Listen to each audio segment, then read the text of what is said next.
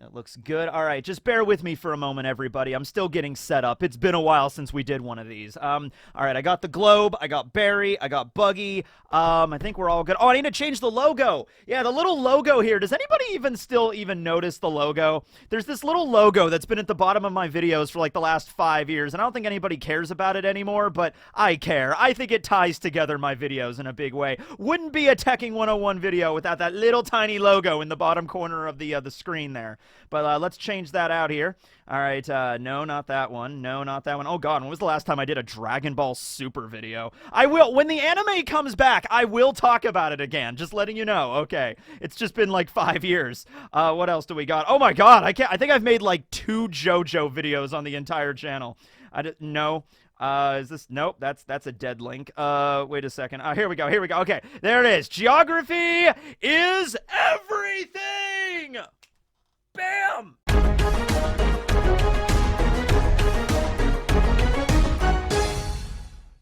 All right, hey everybody, once again. Yeah, I know it's been a while since the last episode of Geography is Everything, but I was really starting to run out of islands, you know? I think the last one I did was on that one kingdom, the Lassia Kingdom, the Lassie Kingdom, based off of Lassie, popular border collie that would solve everybody's problems from like that show back in the day. Yeah, I was really starting to run out of ideas with that. But then I realized, wait a second, I have yet to make a video on Empty Bluffs Island, or KARAI BARI Island, which is the home base of everyone's Lord and Savior, Buggy D. Clown. Not only that, but it's home to the greatest town ever seen in One Piece, Buggy Town. That is literally the name. Canonically, that is the name of Buggy's home base. The island is KARAI BARI Island, but the actual location of the, well, I guess it would be the Cross Guild right now, formerly Buggy's Delivery back when he was still a warlord, is canonically Buggy Town. All right? Buggy decided after getting a small loan of 1 billion berries from Crocodile to move to this island, set up his operation, and he's like, all right, oh, Captain Buggy, what are you going to call this place? Buggy Town, everybody! That's the most flashy name in all of the Grand Line. Buggy Town! Buggy Town! Oh, man. Let's boogie down in Buggy Town. Oh, my God. It would be fun. Okay, it would be fun to visit Buggy Town. Don't say it wouldn't be, all right? Buggy, he is a showman, okay? He's an entertainer first. He's the damn clown pirate, for God's sake, okay? So, you know, like, he has operations set up when he was a warlord. It was Buggy's Delivery Service, where he would it's basically a mercenary guild before it was a cross guild, and he would send people out all around the world if they require pirates. And he's like, oh, this kingdom needs some pirates to do pirate things. And Buggy's like, yeah, all right, head over there. I don't care. You know, it's like pirate things, whatever, all right? Probably some horrible, horrible things have been done in Buggy's name under the banner of Buggy's Delivery Service. But Buggy doesn't really care all that much because he never really leaves the island. Once again, Buggy is a genius when it comes to this. He's the genius jester for a reason, ladies and gentlemen, okay? Think about this for a moment. Let's wind back the clock a little bit to see what the origins of this geographical marvel really are. All right, so it's the end of the War of the Best at Marineford. You are Buggy the Clown, and you're somehow still alive. Not only are you still alive, you somehow managed to make it out of Marineford with an entire legion of pirates that are honestly stronger than you, but they're all listening to you. You are their Jesus. You are their Messiah figure, for God's sake, okay? You reached out your mighty hand, and the gates of justice opened for them, and you managed to guide them through the entire war. There's Yonko, there's Marine Admirals running around, there's Devil Fruit Powers, there's Hockey. You managed to get out of there in one piece, haha, with everybody, okay? And so because of this deed, the government now sends a carrier bat your way, carrying a certain letter. And in the letter, it specifies that you are now going to be a new member of the 7 Warlords of the Sea. Buggy, of course, accepts. Why wouldn't you, right? Not only that, but everything's looking up for Buggy. He's got Captain John's treasure band he got from Luffy at Impel Down. So he's like, man, we're going to get Captain John's treasure. I'm going to be a warlord. Everything's coming up, Buggy, all right? Now, the interesting thing thing is, for a long time, I think a lot of people assumed Buggy actually went and found Captain John's treasure, and then with the money he got from the treasure, with the gold doubloons and pieces of 8, he set up the, Buggy's delivery service using that capital. We later find out he did not actually find Captain John's treasure, or if he did find Captain John's treasure, there wasn't a lot of money there. Wouldn't it be interesting if Buggy actually did find it, but it was either one already looted, like somebody had already found the treasure and taken it somewhere else, like it was not in the location the treasure band pointed to, or number 2, the treasure was actually not, it was not gold or gems or anything valuable, like in terms of money. It was something else. It was Captain John's favorite coffee mug or something like that. Like, #1 pirate captain.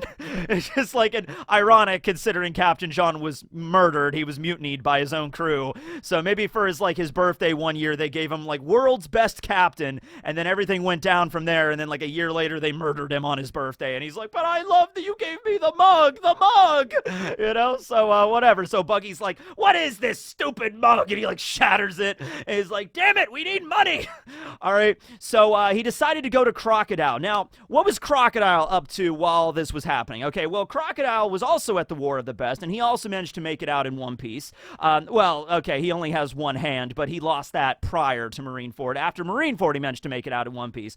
And he has Daz Bones with him. Mr. One is his right-hand man. So that's really all they have, though. They survived the war, they're out of prison, but they need a plan, right? And so Crocodile, he's the man with the plan. So I would imagine for the following 2 years or so, Crocodile basically just set himself up as a loan shark, also as just money lending, and just any way that he can get money, okay? Because Crocodile is very pragmatic.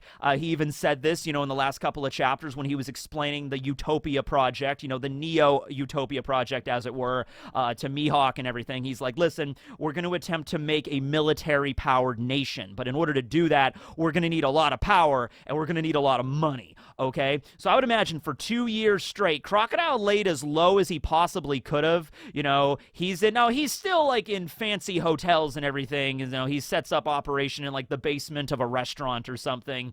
He's down there is like smoking his cigar with his entourage of bodyguards. Mr. One is behind him, and then this guy comes down and he's just like, I'm in debt. I need money. My family needs food. And Crocodile's just there smoking on his big cigar, and he just passes him a piece of paper, and he's like, I'll give you a loan. Just sign this. Interest is whatever percentage is rather unfair, because I don't know much about interest rates. But that was what Crocodile did, okay? He's like, I'm just going to lay low for the most part and just build up as much capital, as much money as I can possibly get. I'm going to make a lot of powerful people in the world indebted to me.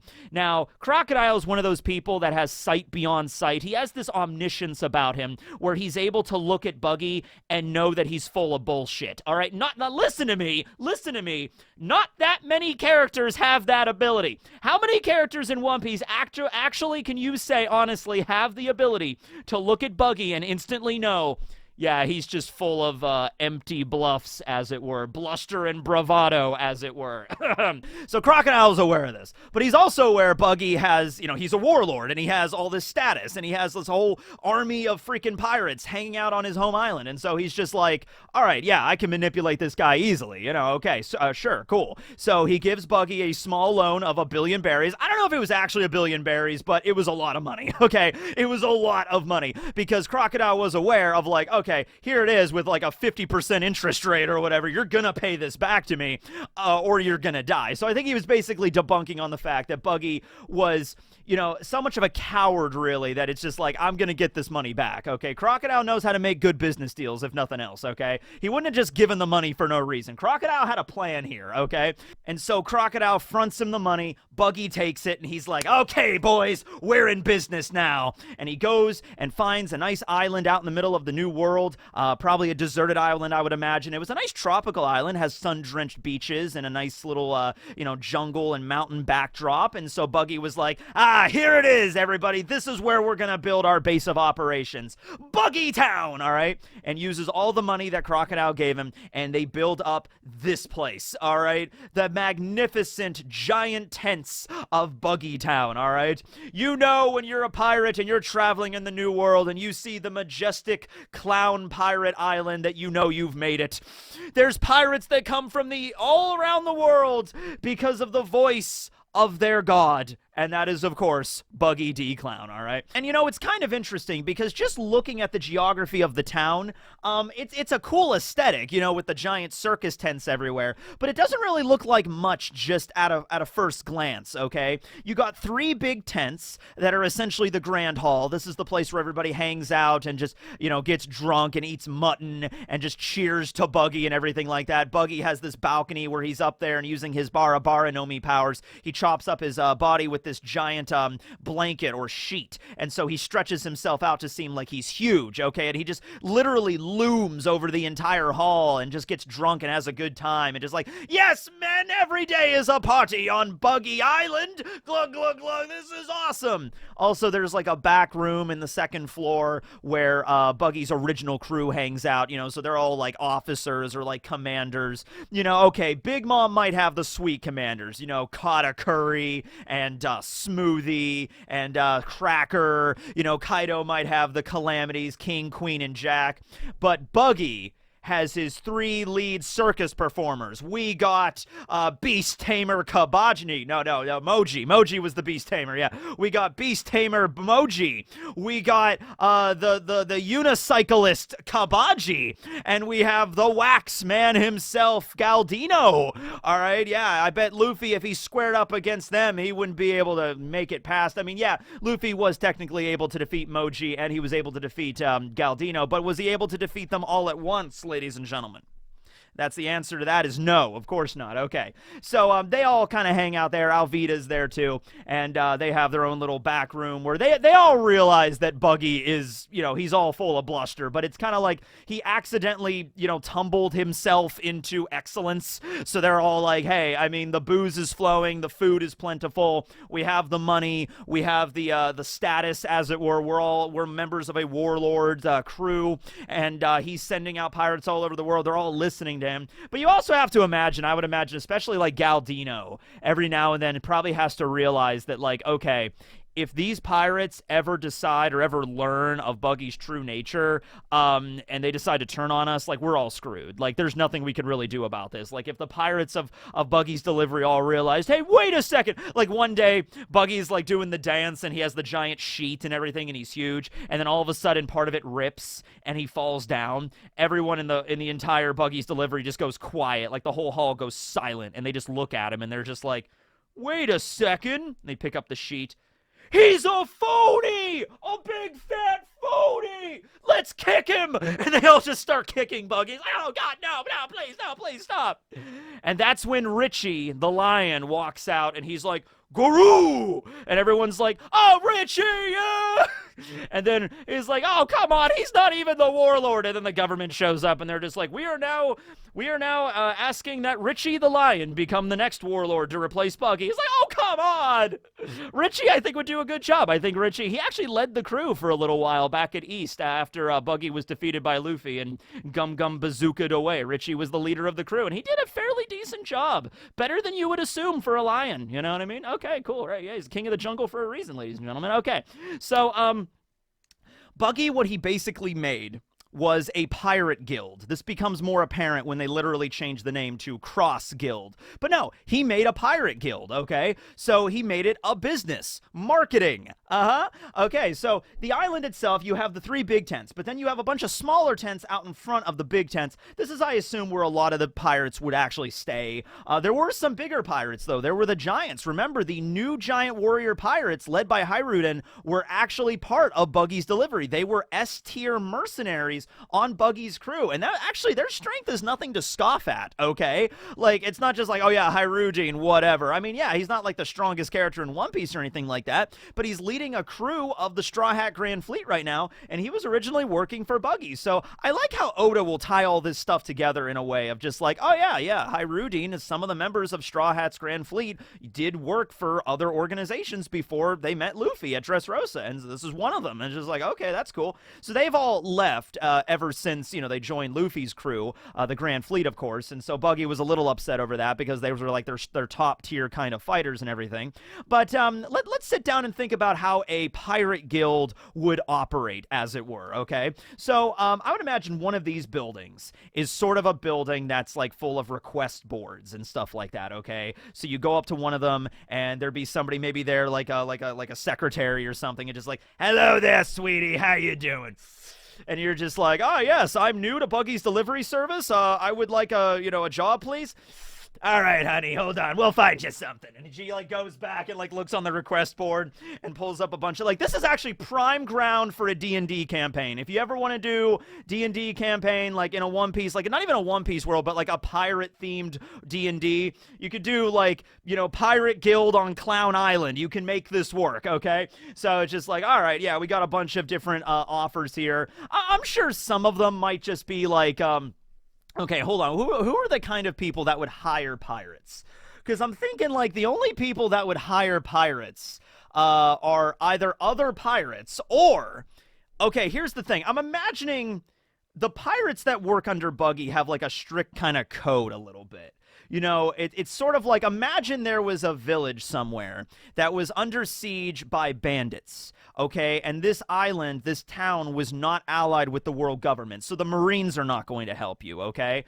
And so maybe the revolutionaries aren't around either, right? Because they're kind of stretched thin. So then you can, like, there's actually a service for you to hire. It's not like the revolutionaries that you kind of have to find a revolutionary or whatever, and the Marines, like, you have to be allied with the world government. Buggy's delivery service offered an actual, like, transaction. Like, no, you come here, you pay us money, and then we'll send you pirates to do whatever you need them to do. We'll send you mercenaries, essentially, okay? And they'll be under contract and blah, blah, blah. So if that's the case, you hire the pirates from Buggy's Delivery, the pirates show up, they kill all the bandits, probably very brutally, and they'll take their payment, but they're probably also under contract to not, like, burn the town down them, because that would, like, no one would hire them as Buggy's Delivery if it's like the pirates show up and kill the bandits but then also kill the townsfolk and then burn both the bandit camp and the town. Like, what's the point at that moment? So they're most likely under a strict contract in a way. Probably people that just want to go out there and pillage and be pirates. They have, like, murder in their blood and everything like that. Like, let's go kill the bandits, men! Yarg! Also, I mean, hey, here's another idea too. So I don't know how exactly this would work when Buggy was a member of the Warlords, like when he was still working for the government. Now it would work perfectly, because maybe this was actually the origin, the impetus of the marine hunting kind of thing, okay? Because we know there's a lot of Marines out there in the world that are corrupted as hell. Captain Morgan, back at Shellstown, perfect example of this. Very cruel kind of guy to all of his men, okay? Ruled over all of them with an iron axe fist and an iron jaw. So, what if, there's some people in a town and they're like, hey, this Marine is really out of hand here, but the Marines aren't going to do anything about it because it's one of their own, right? So what if we contact Buggy's Delivery Service and they're like, hey, can we pay for some pirates to show up and just attack the Marine base? Because this guy's really getting out of line here. And so I'm not sure if back when Buggy was working for the government he would have done that, because that's kind of like, in a sense, Buggy betraying the government. Buggy sending his crew to go attack Marines, so I don't know, that'd be kind of iffy, but maybe you could get away with it. Maybe if Buggy was like, all right, this will be like a clandestine kind of like undercover, under the table kind of transaction, right? And so maybe if the government doesn't, because here's the thing, pirates attack Marines all the time. So this is actually really clever in a way where it's like you have like plausible deniability, and you could be like, hey, Buggy, some pirates attacked this Marine base on this island a little while ago. It'd be like, oh yeah, I don't know anything about that. All my men are accounted for off on other jobs. Like, all right, because like, pirates attack Marines all the time. That's kind of what they do, you know what I mean? So I would imagine that might have been the origin of the Marine hunting thing, the idea that, like, people that were under corrupt Marine officials hired Buggy's Delivery to come and deal with those Marine officials. The pirates at Buggy's Delivery would have loved it. They would have been like, oh yeah, we get to go fight some Marines today. All right, man, let's go. Like something like that. And then Buggy just like, oh no, Marines, I didn't do anything. anything? What? And then so finally, when Buggy gets kicked out of the Warlords and they, Crocodile and Mihawk show up and they form the Cross Guild, now they don't have to hide anything, no pretenses. It's just like, no, we're straight up targeting Marines and the Marine ships and everything like that. And hell, we're even going to go one step further. We're actually going to initiate it. We're going to put bounties on Marines' heads. So to add incentive for random citizens in the One Piece world to attack and bring the Marines in, and we'll pay them. And so that's how that's going right now with the Cross Guild, and it seems to be pretty effective, if nothing else. Captain T-Bone died, all right? So, yeah, that's probably the origin of that. So there's probably an area for various request boards, maybe more, because since Hirudin was mentioned to be an S-tier mercenary in Buggy's delivery, I'm assuming that's how not just the pirates, but also the requests are organized. So, S-tier, A-tier, B-tier, C-tier requests. Maybe C is like the lowest one, and then they look at it and they're just like, oh, okay, this is just like a small little job. It's not really all that dangerous. Like there's a street gang in one town, and they need some pirates to go and deal with that. And it's like, all right, that's not a big deal. And then S-tier are like the bigger jobs, okay? Ooh, I actually wonder. No, I guess, okay, so what was Hirudin doing in Dressrosa at the Colosseum? You would say the reason Hirudin was there was to just win the Mera Nomi, to get the power of the Flame Fruit. But was he there for his own devices? Like, he just heard that there was a Colosseum battle today at Dressrosa, that the winner would receive the Mera Nomi, and so he's just like, oh, all right, I'm just going to go do that. Or was it an order from Buggy? Was it a request on the board? Maybe not an order directly from Buggy. I'm not saying, like, Buggy called Hirudin in his office and, like, Hirudin, you are the greatest warrior in all of Buggy's delivery service. And he's like, yep. He's like, right, well, in Corradia Coliseum over in Dressrosa today, there's going to be a competition where the winner gets the flame fruit. I want that devil fruit on my crew, Hirudin. Go and get it. All right, bet. And so he leaves. I don't think it was anything like that, but what if they're at the request board, is like, Hirudin walks over to the window, and he kind of like kneels down, and he like taps on the window, and the lady's in there. He's like, hello there, sweetie, what are you doing? And he's like, I would like a request, please. What are some S-class things you have over there, ma'am? And he's like, S-tier, huh? All right, let's see what we got here. All right, honey, we got this Cordia Coliseum flame fruit competition. Gonna be a lot of dangerous people there. And on top of that, there's going to be one of the warlords. You got Dressrosa. I don't know what the hell voice I'm doing at this point, right? I went from chain-smoking old ladies. I don't know what I'm doing. But it's just like, head over to Dressrosa, and you can get this competition. All right, I'm going like Danny DeVito now for some reason. I don't know. And so maybe that's what tipped Hirudin off. Maybe he's just like, okay, because he didn't know he was going to meet Luffy. Like, he met Luffy, and then it was the whole thing with that and the events of the arc that led Hirudin to decide to leave Buggy's delivery and join the Straw Hats, because it's like code of honor and everything as a giant of Elbath, right? So, he might have been there for maybe his own devices or for something he saw at Buggy's delivery, and it was the events there that caused him to leave. But otherwise, he probably would have just went back to delivery service, right? He would have just went back to KARAI BARI and just continued operations with his crew as normal. I would assume so, right? Okay. But yeah, that's the request area.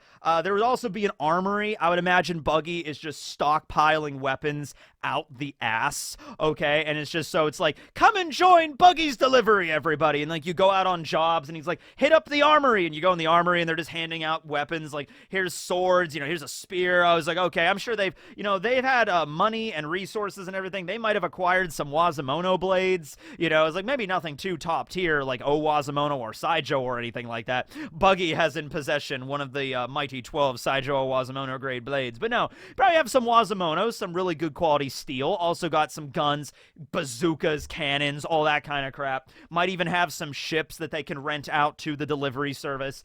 Buggy's delivery 1, 2, 3, 4, 5, the different ships that are sent out. You'd have to maybe be a higher tier, maybe like at least A tier mercenary to rent out a ship. But, that's like incentives and everything like that. It's like in a box of cereal. I don't even know if they do it anymore, but back in the day, back in like the 90s and the 2000s when I was a kid, they had things on a box of cereal where you can like rip off certain box tops and send them in for a level of prizes. Like if you send in like 10 of them, you'll get like, I don't know, a keychain. If you send in 100, you get a t-shirt, something like that. And you know Buggy does have his own cereal. It's like Buggy's Circus Crunch, okay, which is all over the place. So that's another thing too. There's going to be a kitchen. There's going to be people cooking there. People probably go to Buggy's Delivery not just to be a mercenary, but like, hey, I want a job. And Buggy's like, all right, we'll put you to work in the kitchens. Go ahead. He's like, all right. And so Buggy's got top chefs back there. You know, they're working like crazy. You know, they have to have food to feed all of the mercenaries and everything like that. So yeah, there's going to be an armory. There's going to be a kitchen, the grand hall where everybody shows up. How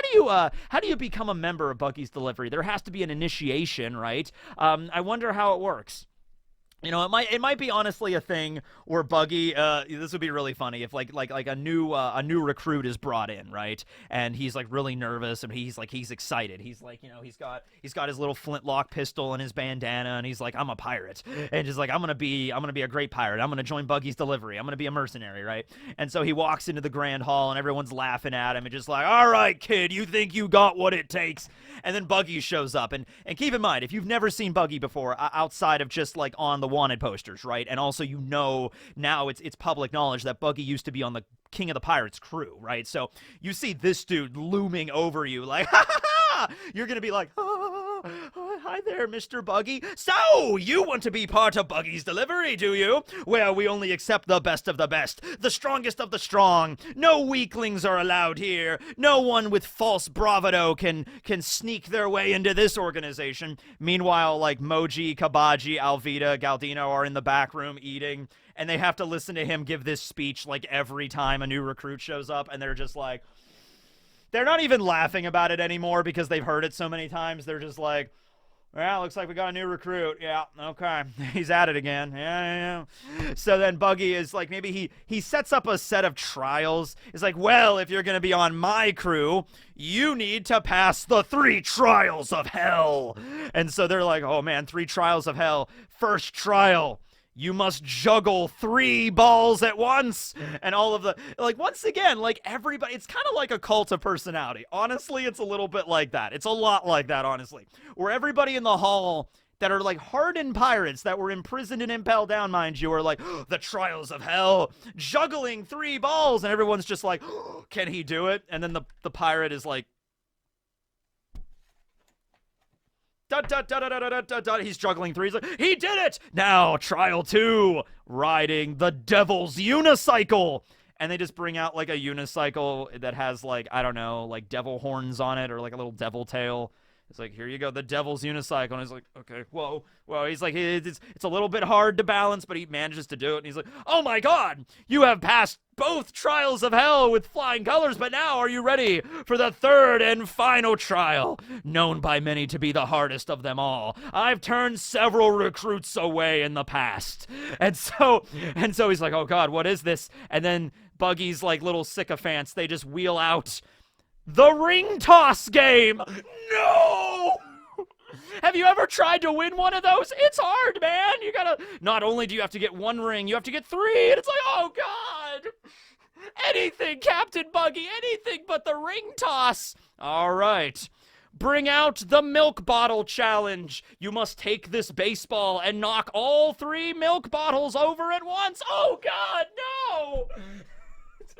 They bring them out. And he just takes the ball and just knocks over all 3 at once. You are the chosen one! You are now S tier! Because I would imagine Buggy doesn't give a shit at the end of the day. He just wants people. He just wants meat shields. That's what he wants. He wants an army of people that'll listen to whatever he says, hanging on his every word, and will serve as a barrier and a meat shield if the Marines ever come calling. And guess what? The Marines eventually came calling. And so what did Buggy do? He riled everybody up in the hall. And then he was like, all right, men, we're gonna give them hell. Head out there and fight for me. All right, I'm just gonna sneak out the back while that's going on. All right, see ya. You know, like, Buggy is smart. Buggy is smart. He's like, I'm gonna make sure to build up as many people as I can, because when shit hits the fan, which I'm sure Buggy thought it would someday. I'll be all right. I could have some people take some blows for me while I sneak out the back room, okay? Now, luckily, you had Crocodile and Mihawk arriving at that exact same moment, cutting up Stainless's fleet, which Stainless might be dead now. I'm hoping he's not. I liked his mustache, but he could be dead. And so that's when Crocodile was calling in the debt. Mihawk shows up as some extra muscle, and that's when Buggy sort of was just like, oh, shit, all right, well, okay. See, here's the thing. So I don't have the money exactly. We kind of spent it on the ring toss game over there, but it's a really fun ring toss. Oh, and pinball. We have so much pinball. And, Crocodile's just like, I can't play pinball. It's like, oh, shit. So you can play ring toss with the hook. You could... And that's when Crocodile beats the shit out of Buggy. But they set up the Cross Guild now. And Buggy's crew, of course, there's a printing press there. They have, like, the marketing with the flyers and everything. So they have all that set up. So really, I mean... KARAI BARI Island in Buggy Town is really set up as a really solid base of operation. It's goofy because it's like a circus, and it's not really the kind of vibe that Crocodile is used to. Crocodile's used to hanging out in casinos. Ooh, maybe that's where he got a lot of his money during the time skip, too. He just built up another casino, and he was, like, running it secretly. He has, like another person, like, as the manager, like, as a puppet manager, but he was the one that was really calling the shots. He might have just done that. He might have made his money from gambling from the last 2 years. Mihawk is from Gloomy Island, which is that dark, Dracula castle and everything, so this is definitely not his vibe either. But in terms of a practical home base, I mean, it's got an armory, it's got a fully staffed kitchen, it's got a big grand hall for meetings, it's got a printing press and an entire group of people that are skilled shipwrights that can build a boat, and they did. They built a cross-guild ship. So it really has everything you need. It's just in this clown circus carnival aesthetic, right? That's all it really is, right? So Buggy actually managed to, I think he built, when he came to geography, when it came to building a town in an island, I think he did a good job, honestly. I mean, there's a lot of other people helping him out here, I'm sure, but at the end of the day, I think Buggy did a good job. I think he deserves a round of applause, ladies and gentlemen, yes, right? And then now he's inspired all of his men to go and finally seek the One Piece, and so we're going to see what's going to happen next with the Cross Guild. I'm really pumped. But I'm glad it didn't just, like, the Marines didn't show up and just burn the town down and then Buggy left and he went somewhere else. I'm glad they're still using KARAI BARI as the base of operations. We haven't seen it very much, which is why I never made a video about it.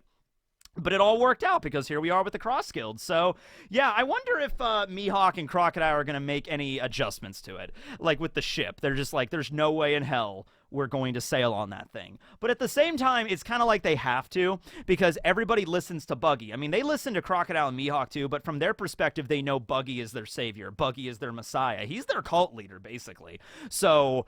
maybe Mihawk and Crocodile are just going to have to suck it up and just be like, all right, fine, we're sailing on the stupid clown ship. It's not really what we... I'm a vampire, and, Crocodile's like a Bond villain, but it's like, all right, fine, we'll deal with it if it means that we can achieve what we wanted. In the case with Crocodile does want to get the One Piece. That was his initial dream, to become King of the Pirates. He just left it on the side. And so now he's kind of forced to go back into that dream, which he might seem as like, oh, that was when I was a younger man, that was when I was more childish and foolhardy, and now I'm forced into going back into that again. Maybe Crocodile might be conflicted about it. Mihawk, I never really got the impression he wanted the One Piece or to be King of the Pirates or to be a pirate in general. He just wanted to go around and find strong swordsmen. But, that's just, he's going along with it. You know what I mean? That's where we are. So, we'll see what happens with the Cross Guild. I'm pretty excited. So, that's the episode. Thanks for watching, everybody. I do have another Geography is Everything planned, actually on Elgia, which is the island that was located in the New World in Film Red. It's the music island that they have the concert at. And I have a way to actually maybe tie that back into the actual story. So we'll be doing a Geography is Everything on that, probably still during the break while Oda's away. By the way, his eye surgery went off without any problems, and he is in recovery right now, and he should be able to fire lasers and just, like, laser print the manga from here on out, which should honestly save him a lot of time. He just, like, has an image of in his head of, like, Luffy fighting against, like Kizaru or something at Egghead, and he just, like, scan good, scan good, and so perfect. It's the best way to really draw manga. Okay, well, with that being said, let's now move over to Vulture Facts, and this will probably be the last one, the last installment of Vulture Facts, and then we can move on to the letter W, which... You know what? There's a couple of animals, but I'm pretty sure I have to go with the whales. So I think we're going to go whale facts for letter W. But for right now, last installment of Vulture Facts. Ah! Vulture Facts, Vulture Facts. Everybody loves those Vulture Facts. Vulture Facts, Vulture Facts. Eating that carrion, it's Vulture Facts. All right, so just some kind of miscellaneous ones here at the end. So to add to why vultures are often kind of regarded as like scary or disgusting, we've already talked about how they pee on themselves and defecate on themselves. By the way, they both use that way to like cool themselves down. At least the New World vultures do. We've covered how they don't really have a vocal organ, so they just hiss at you like you know. But on top of that, they also have another defense mechanism where they vomit. So, okay, you can kind of see now why vultures don't have a great reputation.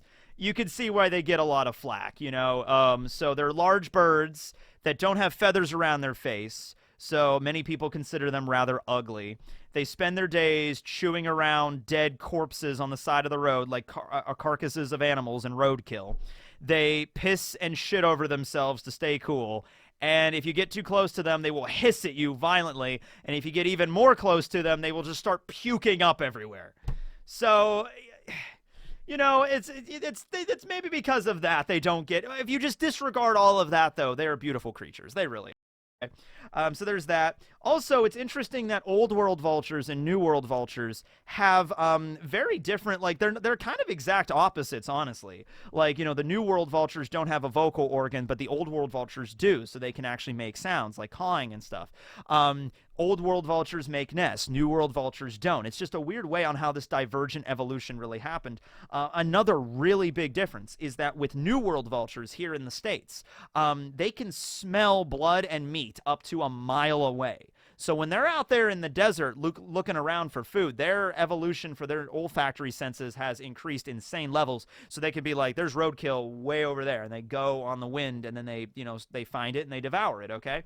Old World vultures do not have a developed olfactory sense, so their sense of smell is actually really bad, so they have to rely on sight. But for that reason, their sight is way good. So now they can see prey from way up high, super, like, microscopic, okay? So they're like, oh, there's food, we're going to go eat it. So there's that. Lastly, I just want to bring up that out of the 23 species of vultures, over half of them are endangered at the moment. They're not doing too well. And a lot of them are Old World vultures. And, you know, it all comes back because we were talking about rhino facts and the issues of poaching with them. Well, one of the methods that we talked about with poaching rhinos and elephants and lions, like any sort of large, big game, is that poachers will poison them. So they'll just not actually attack them with guns or anything. They'll just poison the animal and then wait for them to die, right? Well, what do you think happens when you poison a giant rhino with a shitload of poison, like cyanide or whatever, and then poof, it dies, and then vultures come down and eat the carcass? Vultures die too.